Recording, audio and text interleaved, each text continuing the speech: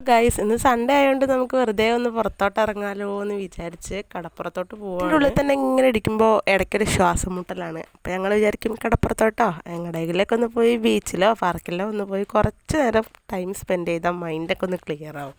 അപ്പോൾ അതിന് വേണ്ടിയിട്ട് ഇറങ്ങിയതാണ്. പോയപ്പോൾ തന്നെ കടലിലേക്ക് ഇറങ്ങിയപ്പോൾ തന്നെ ഒരാൾക്ക് ഐസ്ക്രീമാണ് ആദ്യം വേണ്ടത്. ഐസ്ക്രീം കഴിച്ച് നല്ല കുട്ടിയായിട്ട് ഇരിക്കുന്നുണ്ടപ്പോൾ വിചാരിച്ചു എത്ര ഡീസൻ്റായ ആളെന്ന് വിചാരിച്ചു. പക്ഷേ എവിടെ നിന്ന് കുറച്ച് നേരം കളിക്കട്ടെ അമ്മ എന്ന് സോപ്പിട്ട് ചോദിച്ചപ്പോൾ ഞാനതിൽ വീണുപോയി.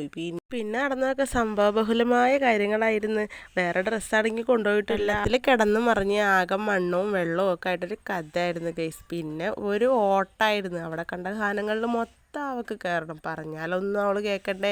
ഇവിടെ നിന്ന് കുറച്ച് കഴിഞ്ഞപ്പോൾ അവളെ കാണാനില്ല. അപ്പോൾ അവൾ ഓടിപ്പോയിട്ട് അവിടെ ഒരു ട്രെയിന് പോകുന്നുണ്ടായിരുന്നു. അതിൽ കയറിയിരിക്കുന്നുണ്ട്. ടിക്കറ്റ് എടുക്കണമെന്ന് പറഞ്ഞു ഒന്നും അവൾക്ക് അറിയില്ല. അവൾ കയറി ആദ്യമേ ഇരുന്നു. പിന്നെ ഏട്ടൻ പോയി ടിക്കറ്റൊക്കെ എടുത്തു. വീട്ടിൽ പോകാൻ വേണ്ടി വിളിച്ചപ്പോൾ അവളുണ്ടാവായിരുന്നു. ഞാനില്ല എന്ന് പറഞ്ഞിട്ട് മണ്ണിൽ കിടന്ന് ഒരു കരച്ചിലായിരുന്നു. അപ്പോൾ ഏട്ടൻ പറഞ്ഞാൽ നീ ഇവിടെ നിന്നു ഞങ്ങൾ പോയിട്ട് വരാമെന്ന്. അപ്പോൾ പിന്നെ ആൾ വലിയ കുഴപ്പമില്ലാതെ വണ്ടിയിൽ കയറി പോണ വഴിക്കന്നായിരുന്നു അവിടെ തൊട്ടടുത്ത് ഹാർബർ ഉണ്ടായിരുന്നു. അപ്പോൾ ഹാർബറിൽ ഒന്ന് കയറിയിട്ട് അവിടുത്തെ കാഴ്ചകളൊക്കെ കണ്ടിട്ട് വരാമെന്ന് വിചാരിച്ചു. ഇതേവരെ ഹാർബർ ഒന്ന് കണ്ട് അതിൻ്റെ ഉള്ളിലുള്ള കാര്യങ്ങളൊന്നും നമ്മളിതുവരെ എക്സ്പീരിയൻസ് ചെയ്തിട്ടില്ല.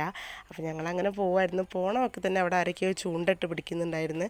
ചൂണ്ടയിൽ വലിയൊരു പാമ്പാണെന്ന് ആദ്യം വിചാരിച്ചു. അവരെല്ലാവരും പറയുന്നത് പാമ്പ് തന്നെയാണെന്നാണ്. പക്ഷേ അത് മഞ്ഞിലാണ് എന്നാണ് എൻ്റെ ഒരു അഭിപ്രായം.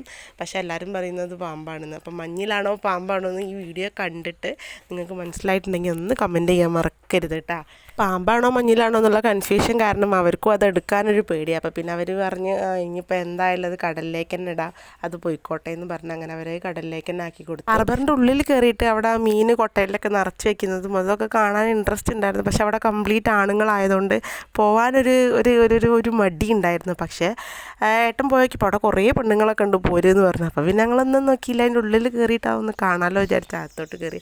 എൻ്റെ അമ്മോ, ജീവിതത്തിൽ ഇത്രയും നല്ലൊരു കാഴ്ച ഞാൻ കണ്ടിട്ടില്ല. എത്ര ജനങ്ങളാണ് അവിടെ പണിയെടുക്കുന്നതെന്നും ലോഡിങ്ങും അൺലോഡിങ്ങും പല കാര്യങ്ങളും നടക്കുന്നുണ്ട് അവിടെ. പിന്നെ അവിടെ കുറേ മീനൊക്കെ ഇങ്ങനെ വെച്ച് വിൽക്കുന്നുണ്ടായിരുന്നു. അപ്പോൾ ഞങ്ങൾ വീട്ടിലേക്ക് ആവശ്യമുള്ള കുറച്ച് മീനും കാര്യങ്ങളൊക്കെ വാങ്ങി.